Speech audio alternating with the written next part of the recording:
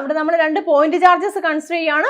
Point charges like charges ആവാം അല്ലെങ്കിൽ unlike charges ആവാം. ലൈക്ക് ചാർജസ് ആവുകയാണെന്നുണ്ടെങ്കിൽ എന്താണ് ഫോഴ്സ് ഓഫ് റിപ്പൽഷൻ ആണ്, അൺലൈക്ക് ആണെന്നുണ്ടെങ്കിൽ ഫോഴ്സ് ഓഫ് അട്രാക്ഷൻ ആണ്. അപ്പോൾ അതിൻ്റെ ഇടയിൽ ഒരു ഡിസ്റ്റൻസ് ഉണ്ട്, അവിടുത്തെ ഡിസ്റ്റൻസ് r ആയിട്ട് കൺസിഡർ ചെയ്യുവാണ്. ആ രണ്ട് പോയിന്റ് ചാർജസിൽ ഉണ്ടാകുന്ന ഫോഴ്സ് ഓഫ് അട്രാക്ഷൻ അല്ലെങ്കിൽ repulsion that is directly proportional to the product of the charges and inversely proportional to the square of the distance. അത് ഇമ്പോർട്ടൻ്റ് ആണ് കേട്ടോ. ആ ഒരു വേർഡ് ഉണ്ടായിരിക്കണം, സ്ക്വയർ ഓഫ് ദി ഡിസ്റ്റൻസ് എന്ന്.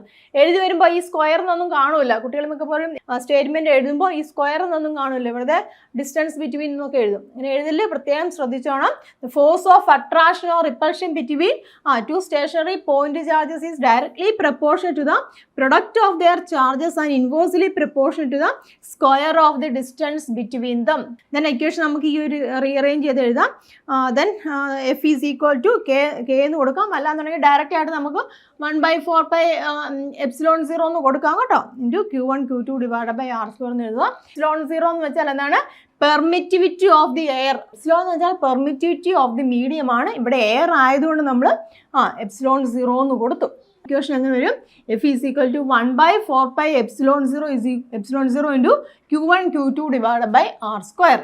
അതുപോലെ അതിൻ്റെ വാല്യൂ ഓർത്തിരിക്കുക. എപ്സിലോൺ 0യുടെ value 8.854 into 10⁻⁻12 coulomb square per newton metre square ആണ്. അങ്ങനെ ആവുകയാണെന്നുണ്ടെങ്കിൽ എല്ലാം കൂടെ സബ്സ്റ്റിറ്റ്യൂട്ട് ചെയ്യുമ്പോൾ 1/4 എപ്സിലോൺ 0യുടെ value 9 into 10⁻9 newton metre square per coulomb square കേട്ടോ. അത് ഓർത്തിരിക്കുക. നമുക്ക് പ്രോബ്ലം ചെയ്യുമ്പോൾ ഡയറക്റ്റ് ആയിട്ട് 9 ഇൻറ്റു 10⁻9 നമുക്ക് ഈ ഒരു സ്ഥാനത്ത് ഇട്ട് കൊടുക്കാം. 1/4 എപ്സിലോൺ 0യുടെ സ്ഥാനത്ത് നമുക്ക് ഇട്ട് കൊടുക്കാൻ സാധിക്കും.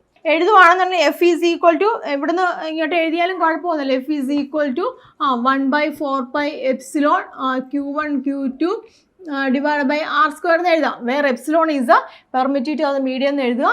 Here medium is air, therefore epsilon എന്താവും? എപ്സിലോൺ 0 ആവും. Therefore epsilon 0 is a permittivity of the air or vacuum. പിന്നെ ഓർത്തിരിക്കുക, ഇവിടെ വേറെ ഏതൊരു മീഡിയം ആണെങ്കിലും for any other medium epsilon is equal to epsilon 0 into epsilon R.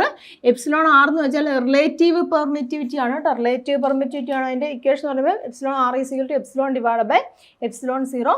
അപ്പം ഇവിടെ എയർ ആയതുകൊണ്ട് ഇങ്ങനെ എഴുതി. ഇനി ഇതല്ലാതെ വേറെ ഏതൊരു മീഡിയം ആവുകയാണെന്നുണ്ടെങ്കിൽ നമുക്ക് എങ്ങനെ എഴുതാൻ സാധിക്കും? 4 എപ്സിലോണിന് പകരം എപ്സിലോൺ 0 ഇൻറ്റു എപ്സിലോൺ R എന്ന് കൊടുക്കാം. അപ്പോൾ അതിൽ റീഅറേഞ്ച് ചെയ്യുമ്പോൾ നമുക്ക് കിട്ടും F medium force of attraction and repulsion between any other medium that is equal to force of attraction and repulsion between air divide by epsilon R.